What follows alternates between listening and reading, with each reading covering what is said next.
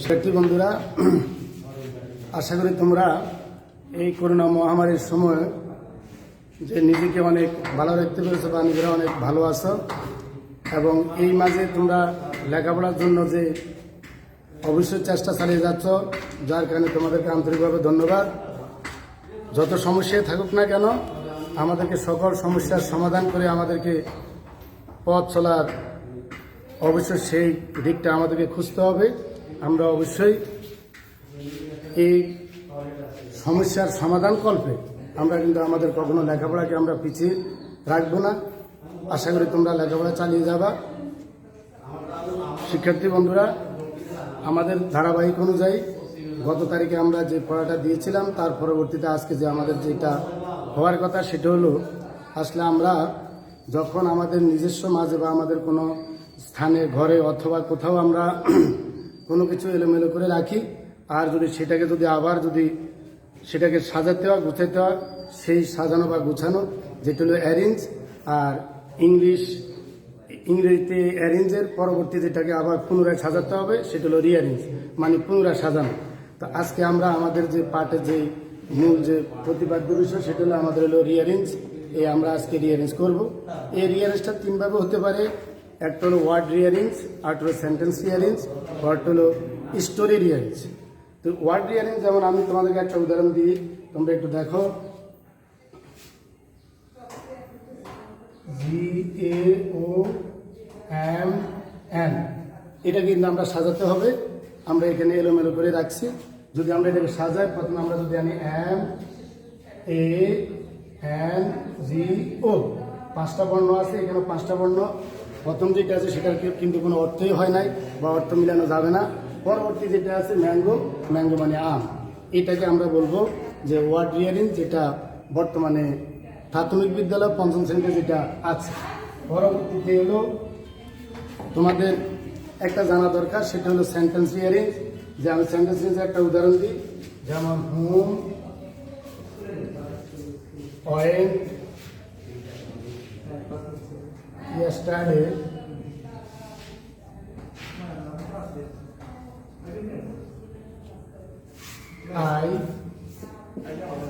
এটা আছে এলোমেলো কয়েকটা শব্দ। আর যদি আমরা এটাকে সাজাই, তাহলে হবে I went home yesterday।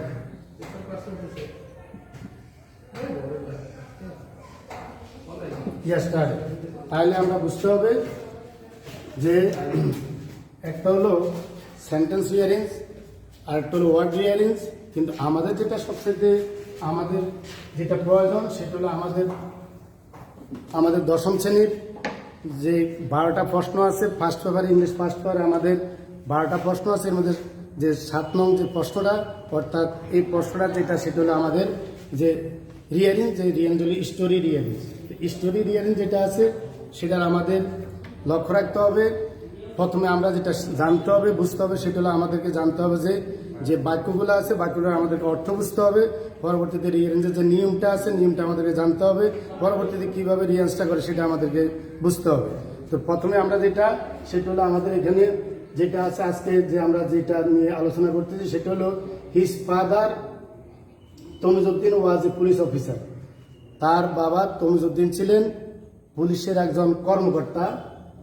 He was born at a village in Kishoreganj in 1914। তিনি জন্মগ্রহণ করেছিলেন কিশোরগঞ্জে একটি গ্রামে 1914 সালে। পরবর্তীতে যেটা so he drew pictures secretly, অতএব সে ছবি আঁকতেন গোপনভাবে। এরপর ডি নাম্বার যেটা সেটা হলো do you know Zainul Abedin, তুমি কি জয়নাল আবদিন সম্পর্কে জানো? He was in search of an art school there, সে সেখানে একটি চিত্রশিল্পী আর্ট যে বিদ্যালয়, অর্থাৎ যে আর্ট বিদ্যালয় তিনি খোঁজাখুঁজি করছিলেন, একটি আর্ট বিদ্যালয় অর্থাৎ চিত্রশিল্পী যেটা সেটা খুঁজছিলেন, তিনি খোঁজাখুঁজি করছিলেন। অ্যাট দি এজ অফ 15, যখন তার বয়স 15 বছর, হি ওয়েন্ট টু কলকাতা। তিনি গিয়েছিলেন কলকাতায়। হি ওয়াজ অ্যান আর্টিস্ট, তিনি ছিলেন একজন চিত্রশিল্পী। He did not like the hard and fast rule of schools, তিনি মানতে পারতেন না স্কুলে ধরা বাঁধা নিয়ম। এই হলো আমাদের প্রথম হলো অর্থ। এবার আমাদেরকে এই রিয়েন্সটা আমাদেরকে সাজাতে হবে। যখন আমরা রিয়েন্সটা সাজাতে যাব, প্রথমে আমাদেরকে এইভাবে ঘর করতে হবে। যখন আমরা আনসার লেখা শুরু করবো, এইভাবে আমাদেরকে ঘর করতে হবে। যে আমরা ঘর করে 8টা ঘর করতে হবে আমাদেরকে, যে 8 ঘর করতে হবে, যেহেতু আমাদের মোট হলো নাম্বার হলো 8, আর আমরা 8টা ঘর করব। যে 8 ঘরে আমাদের মোট কাজটা হবে। তারপর আমরা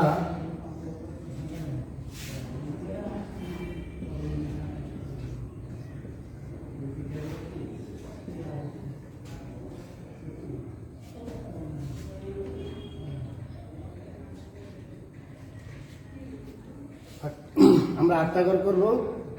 এই প্রথম 1 2 3 4 5 6 7 8 আমরা 8টা ঘর করব। কারণ হলো আমাদের মূল হলো আমাদের এখানে 8টা বাক্য আছে। এবার আমাদেরকে দেখতে হবে যে প্রথম কোন বাক্যটা হবে। এর মাঝে আমি তোমাদেরকে একটু নিয়মগুলো একটু বলে দিই কীভাবে মানে আমাদেরকে কাজগুলো করতে হবে। যখন আমরা রিয়ারেঞ্জ করব, তখন আমাদেরকে মনে রাখতে হবে, যখন আমরা কোনো ব্যক্তির উপরে কোনো রিয়ারেঞ্জ আসবে, তখন আমরা প্রথমে নেম অর টাইটেল, প্রথমে আমাদেরকে লিখতে হবে নাম বা উপাধি। এরপর আমাদের লিখতে হবে বার্থ অবলিক প্যারেন্টেজ, জন্ম অবলিক বংশ পরিচয়। তারপর আমাদেরকে দেখতে হবে পরের লাইনটা এডুকেশন, শিক্ষা, যে তার যে লেখাপড়া আছে শিক্ষাটা দেখতে হবে। এরপর আমাদেরকে 4 নম্বর যেটা দেখতে হবে সেটা হলো প্রফেশন অবলিক ম্যারিজ, তার পেশাটাকে এবং সে যে বিয়ে করছেন সেটা। এরপর 5 নম্বর আমাদেরকে দেখতে হবে চিলড্রেন, মানে তার ছেলে মেয়ে। এরপর আমাদেরকে দেখতে হবে যে যে এক্সট্রা অর্ডিনারি ডিড, তার অসাধারণ কার্যাবলী। এরপর আমাদেরকে করতে হবে যে ওল্ড এজ অবলিক ডেথ, তার বৃদ্ধ বয়স অথবা মৃত্যু। তারপর আমাদেরকে দিতে হবে হোমেজ অবলিক রিমেম্বারেন্স, অর্থাৎ শ্রদ্ধা অবলিক স্মরণ। এখন আমরা এখানে খোঁজ করব যে প্রথমে আমাদের যে বাক্যটা আছে, কোন বাক্যের মাঝে আমাদের প্রথম এই তার নামটা আছে। তাহলে আমরা ডিতে তার নামটা আছে, ডু ইউ নো জয়নাল আবদিন। তাহলে প্রথমে আমাদের আসবে ডি নাম্বার, ডি। যখন ডি নাম্বার এখানে লিখবে, পরবর্তীতে আমাদেরকে আবার প্যারাগ্রাফটা এখানে লিখতে হবে যে do you know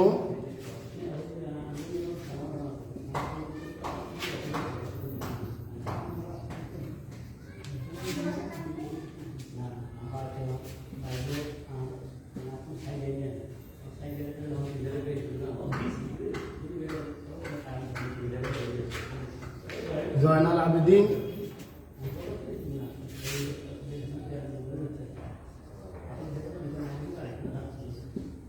Zainul Abedin প্রশ্নবোধক চিহ্ন।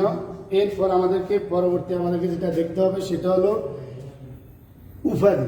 তাহলে উপাধিটা তার কি? হি ওয়াজ অ্যান আর্টিস্ট। হ্যাঁ, তাহলে জি নাম্বার, তাহলে জি নাম্বার আসবে এখানে। এরপর হি ওয়াজ অ্যান আর্টিস্ট।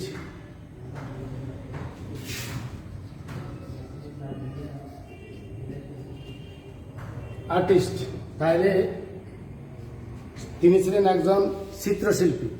এরপর আমাদেরকে যেটা দেখতে হবে সেটা হলো যে জন্ম অবলিক বংশ পরিচয়। তার বংশ পরিচয় হলো কি, যে বি নাম্বার, যে he was born at a village in Kishoreganj in 1940, যে তিনি জন্মগ্রহণ করেছিলেন। তারপর আমাদেরকে আসতে হবে এরপর আমাদের বি নাম্বারে। পরবর্তীতে আমাদেরকে যে আমাদের সিরিয়াল অনুযায়ী আমাদেরকে দেখতে হবে যে জন্মাবলী বংশ পরিচয় পরিচয়, তার কোনো শিক্ষা আছে কিনা, তারপর তার বাবার পরিচয়, সেটা হলো আমাদের এ নাম্বারে। এরপর যখন আমাদের পরিচয় গেল, এরপর আমাদেরকে দেখতে হবে যে তার লেখাপড়া কেমন ছিল। তাহলে তিনি কিন্তু স্কুলের নিয়ম কানুন তেমন মানতে পারতেন না, ধরা বাঁধা নিয়মটা মানতে পারতেন না, সেটা হলো আমাদের হলো এইচ নাম্বার।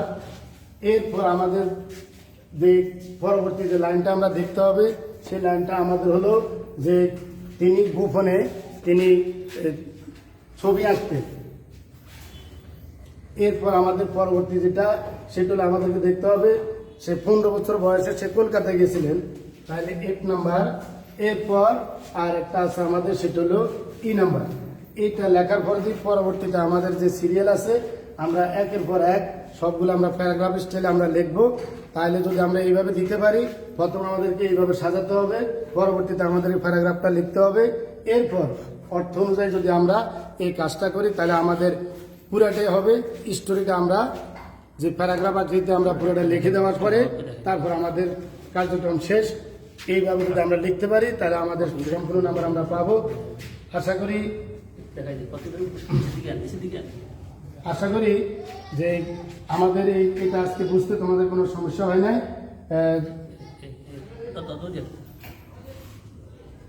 আমাদের কোনো সমস্যা হয় না। তোমাদের যদি কোনো সমস্যা হয় পরবর্তী ক্লাসে আমরা